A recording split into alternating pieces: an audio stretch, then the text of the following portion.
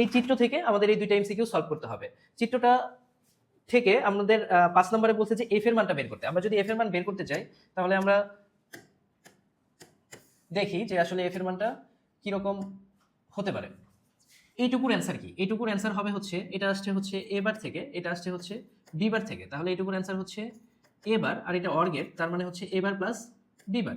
আর এটা আসছে হচ্ছে এ থেকে, এটা আসছে বি থেকে, তার মানে হচ্ছে এ প্লাস বি। তাহলে এফ সমান হবে হচ্ছে A bar plus B bar into হচ্ছে এ প্লাস বি। এটাকে যদি, এটা তো দেওয়া নাই, তার মানে এটাকে আমাদের কি করে সরল করে দেখতে হবে এটার কোনটার সাথে মিলে। তাহলে এটাকে যদি আমরা সরল করি তাহলে হয় হচ্ছে এ বার এ প্লাস হচ্ছে এ বার বি প্লাস হচ্ছে B into B bar plus হচ্ছে এ বি বার।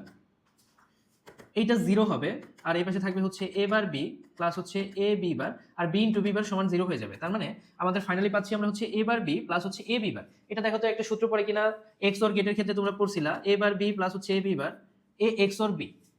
তার মানে আমাদের এফ এর মানটা কত হবে? এফ এর মানটা হবে হচ্ছে এ এক্স অর বি। উদ্দীপকের 6 নম্বর কোশ্চেনটা বলছে উদ্দীপকের গেট একটি কি ধরনের গেট।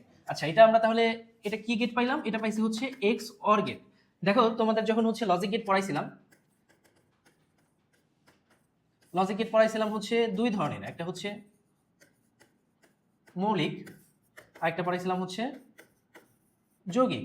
মৌলিক আবার ছিল 3 ধরনের, অ্যান্ড, নট, অর। যৌগিক আবার ছিল 2 ধরনের, একটা হচ্ছে সার্বজনীন আর একটা ছিল কি বিশেষ। সার্বজনীন গেট আবার ছিল 2 ধরনের, একটা ছিল হচ্ছে ন্যান্ড আর একটা ছিল হচ্ছে নট।